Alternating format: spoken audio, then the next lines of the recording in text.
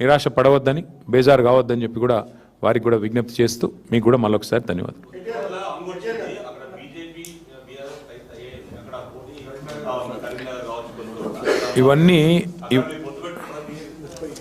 ఇవన్నీ బ్రదర్, ఇవన్నీ ఒక దగ్గర లేట్ల పరిస్థితి దాదాపు 30 చోట్ల ఉంది. కావాలంటే లిస్ట్ చదవమంటే చదువుతా. నగర్ ఉంది, ఎక్కడెక్కడ హంగు ఉన్నది అనే దానికి ఇగో చదువుతా నేను.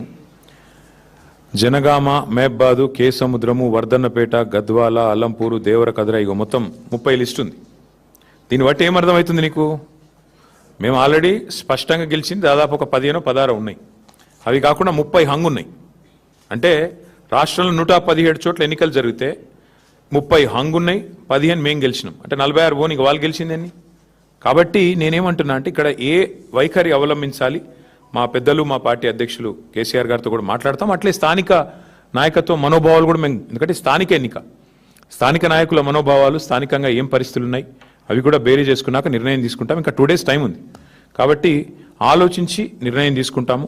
ఇప్పుడు నేను ఓపెన్గా చెప్పాను, కొత్తగూడెంలో కాంగ్రెస్, బీజేపీ 2 కలిసి సింగరేణికి అన్యాయం చేస్తున్నాయి. ఇందులో వేరే ఉద్దేశం ఏం లేదు, మాకు రాజకీయపరమైన ఉద్దేశం, ఎజెండా ఏం లేదు.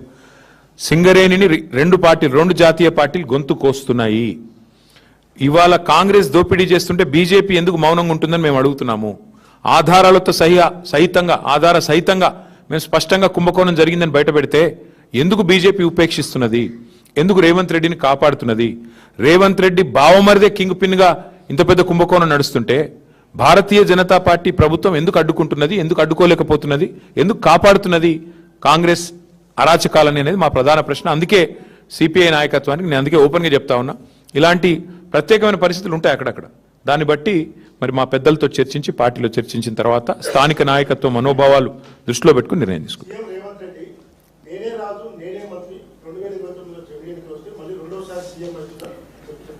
సరే అనేది చాలా మంది అట్లా అనుకున్న వాళ్ళు ఇదివరకు చూడలేదా? తుగ్లక్ ఉండేవాడు, ఇక చాలా మంది ఉన్నారు అసంటోళ్ళు. ఇట్లాంటి పిచ్చి తుగ్లక్లు చాలా మంది ఉంటారు. అట్లాంటి వాళ్ళు వస్తారు, పోతారు. ఎవ్వరూ పర్మనెంట్ కాదు. నేనే రాజు, నేనే మంత్రి అనుకున్న వాళ్ళు చాలా మంది అట్లనే గాలి కొట్టుకొని పోయినరు. ఈ దేశము చాలా గొప్ప దేశం. ప్రజల చైతన్యాన్ని కూడా ఎవరైనా తక్కువ అంచనా ఇస్తే చాలా తెలివి తక్కువది. ఈ దేశంలో ఇందిరాగాంధీ గారు ఓడిపోయినారు, ఎన్టీ రామారావు గారు ఓడిపోయారు, కేసీఆర్ లాంటి తెలంగాణ తెచ్చిన నాయకుడు కూడా మన కామారెడ్డిలో దురదృష్టవశాత్తు ఓటమి పాలయ్యారు. సరే, రేవంత్ రెడ్డి గారు అక్కడ 3rd వచ్చారు, అది వేరే విషయం అనుకో. కానీ పాయింట్ ఏంటంటే ఈ దేశంలో అట్లా రేవంత్ రెడ్డి లాగా విర్రవీగిన వాళ్ళు, నేనే రాజు, నేనే మంత్రి అన్న వాళ్ళు చాలామంది వచ్చారు, చాలామంది పోయారు. కానీ దేశం అట్లే ఉంది, ప్రజల చైతన్యం అట్లే ఉంది. చైతన్యాన్ని తక్కువ అంచనా వేసిన వాళ్ళు ఎవరైనా కూడా గాలికి పోతారు భవిష్యత్తులో. పార్టీ మారిన ఎమ్మెల్యేల విషయంలో మేము మొదటి నుంచి ఒకటే చెప్తున్నాం. రేవంత్ రెడ్డి గారు మళ్ళీ నాకు తెలిసి ఇవాళ వచ్చి మేము గెలిచినాము, మాకు తిరుగులేదు, వెరుగులేదు, నేనే రాజు, నేనే మంత్రి అని మళ్ళీ పోజులు కొడతాడు. నేను రేవంత్ రెడ్డిని ఒకటే అడుగుతున్నా, మీరు కూడా అడగండి. ఇలా ప్రెస్ మీట్ పెడతారు కదా, అడగండి. నిజంగా నీ గవర్నమెంట్ మీద నీకు అంత నమ్మకం ఉంటే ఆ 10 మందితో రాజీనామా చెప్పించి ఎలక్షన్కి చూద్దాంపా. ఎందుకంటే ఇవి స్థానిక ఎన్నికలు.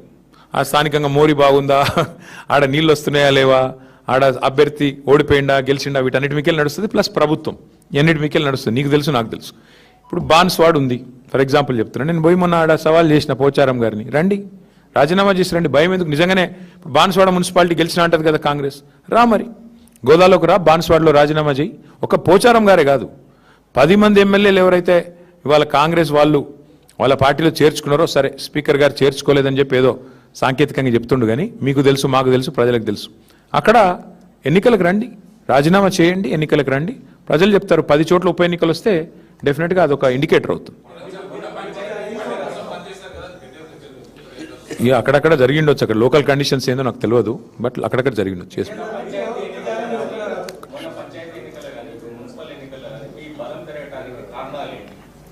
ఒకటి, ప్రధాన ప్రతిపక్షంగా మేము సఫలమయ్యామని భావిస్తా ఉన్నాం. ప్రజల ఇష్యూస్ మేము ఎత్తుకున్నాం.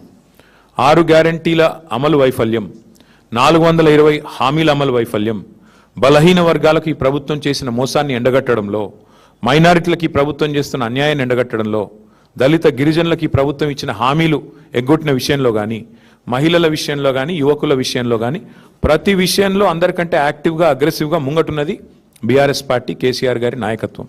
కాబట్టి సహజంగానే మా కోసం కొట్లాడుతున్న వాళ్ళు అనే భావన ఉన్నప్పుడు ప్రజలు కూడా మాకే మద్దతు ఇస్తారు. ఇంకోటి, ఇప్పుడు 2 ఏళ్ళకే ఇట్లుందంటే, ఇప్పుడే నేను మీకు చెప్పిన బ్రదర్, మళ్ళొకసారి చెప్తా ఉన్నా. 2020లో అంటే సరిగ్గా అప్పుడు మాకు కూడా ఎలక్షన్కి ఇంకా 3 ఏళ్ళు దూరం ఉండే. ఆ రోజు 130 మున్సిపాలిటీలో ఎలక్షన్ అయితే మేము 122 గెలిచినాం. కాంగ్రెస్ కేవలం 4, సింగిల్ డిజిట్ దాటలే. ఇక బీజేపీ 2, ఎంఐఎం 2. ఈరోజు మేము యాజ్ ఇట్ ఈస్ 117లో ఎన్నిక జరిగితే మేము 116 మన్నించాలి 116లో ఎన్నిక జరిగితే మేము డైరెక్ట్గా గెలిచింది 15-30. బులెటిన్లో షార్ట్ బ్రేక్ తీసుకుందాం. Stay tuned.